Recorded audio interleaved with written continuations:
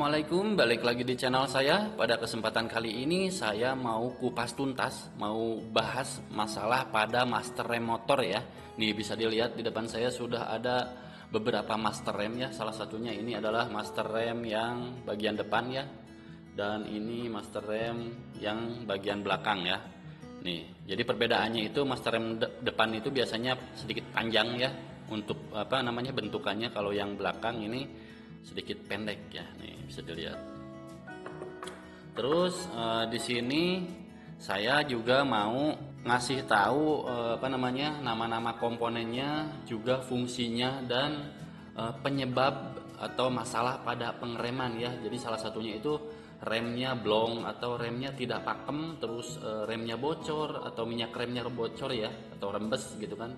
Terus remnya itu keras, terus ya pokoknya rem tidak bisa bekerja dengan baik. Jadi di sini saya akan menerangkan part-partnya dulu deh, atau komponennya dulu ya, yang mudah dulu nih. Salah satunya adalah ini dia, spring atau per ya pada master rem. Oke, jadi fungsi si per ini tuh buat ngembaliin si master rem ke posisinya kembali. Jadi saat ditekan, si tuas remnya tekan, ini kan neken nih kayak gini, baru dia kembali lagi kayak gini ya.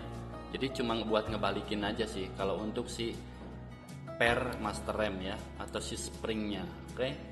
Nah terus ini ada juga spi kecil nih.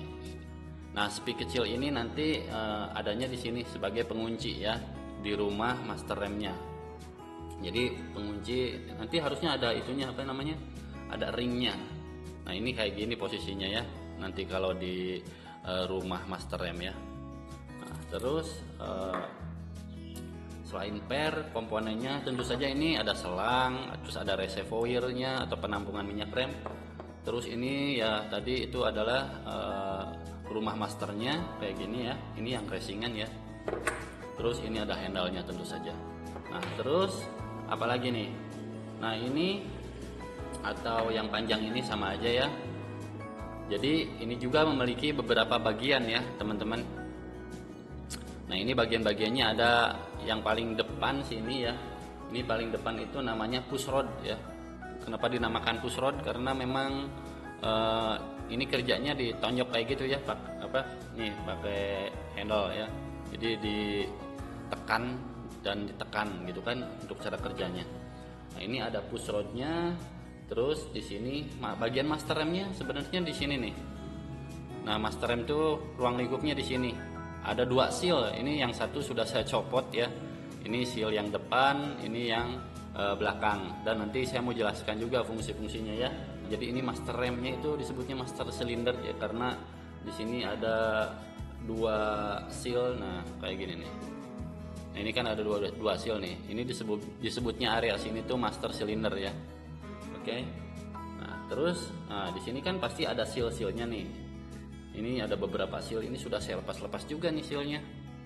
Nah salah satu penyebab kebocoran pada rem atau rembes si minyak remnya atau bocor bahkan blong ya, itu salah satunya kerusakan pada si seal-sealnya ini ya. Jadi baik seal yang depan atau belakang nih sebagai contoh. Nah inilah yang ini nih. Nah ini kan ada dua seal nih. Kalau ini kan posisinya biasanya kayak gini berdiri ya kalau untuk rem belakang ya. Jadi ini seal yang atas, ini yang bawah gitu kan. Nah tonjok kayak gini kan. Nah ini salah satu aja di sini bocor. Biasanya kalau bocor yang bawah di sini timbul rembes gitu kan, timbul bocor si minyak remnya. Nah kalau yang atas sini biasanya itu si remnya itu harus dikocok gitu kan, baru dia bisa ngerem dengan sempurna. Terus biasanya kalau di rem sekaligus dia bisa ngerem gitu kan, tapi kalau pelan banget dia agak ngeplos gitu, atau kadang ngerem kadang enggak gitu kan kalau seal yang ini yang rusak. Sama halnya sama rem depan nih, saya kasih contoh ini rem depan. Nah apabila ini sealnya kan di sini nih sebenarnya nih kalau saya pasang nih, nah di sini ya.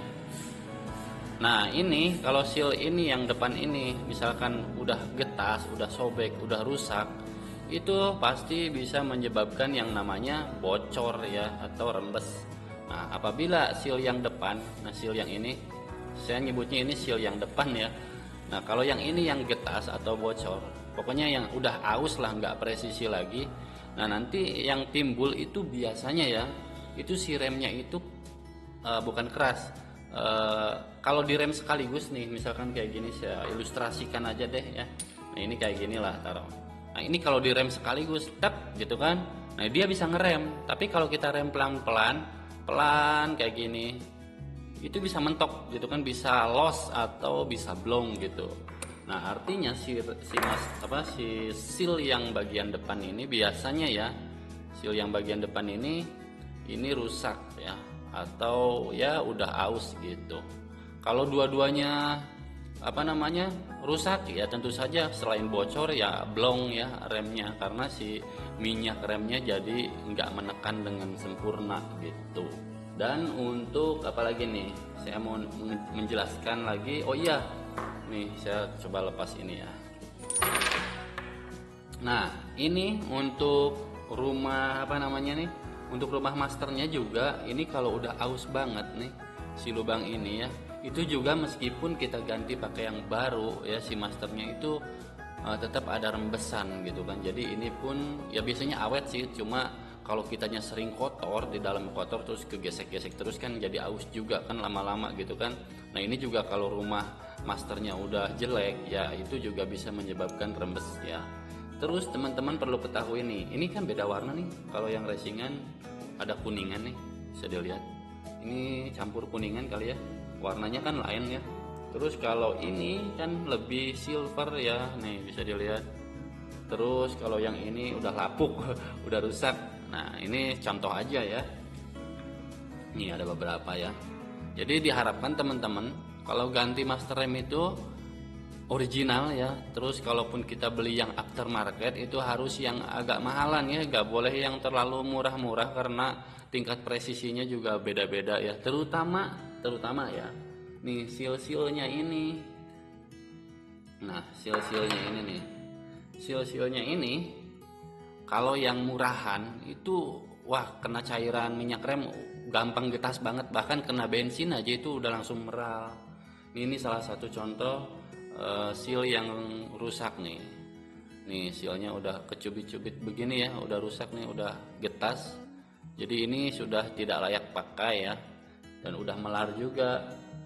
Nah terus yang masih layak pakai nih kayak ini nih, ini masih bagus nih. Ini lumayan lah ya, masih presisi. Nanti mau saya pakai juga buat cadangan.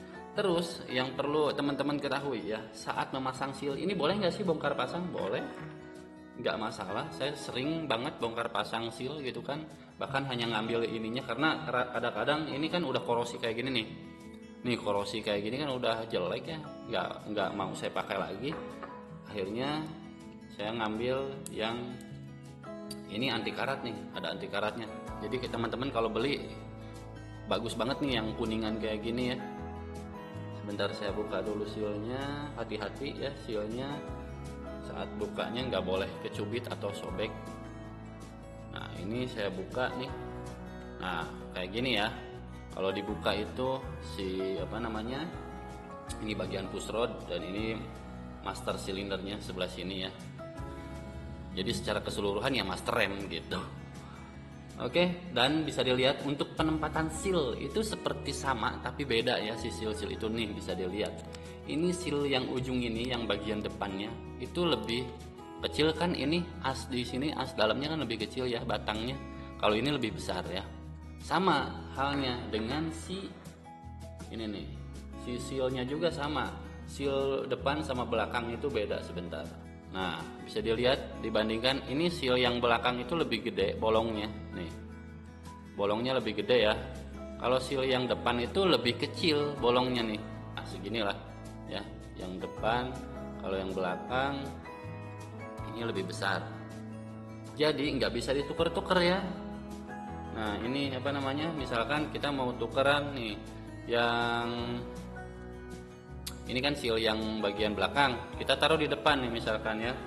Saya coba taruh di depan. Nah, ini memang bisa masuk gitu kan, tapi nggak akan presisi. Nah, nih nggak akan masuk dengan sempurna. Nih. Nanti bisa-bisa saat dipasang ini lepas atau copot di dalam ya. Oke. Terus kalau yang seal depan, yang ini bisa nggak ditaruh di belakang di sini? Itu nggak bisa juga karena susah juga masukinnya, kalau dipaksa ya sobek. Jadi penempatan seal juga perlu diperhatikan ya teman-teman. Memang ini nggak dijual satuan ya, ini satu set biasanya master ini tuh sama sealnya ya. Tapi kalau karena biasanya saya kan sering gonta-ganti, apalagi ya sering bikin tutorial kayak gini kan bongkar pasang ya.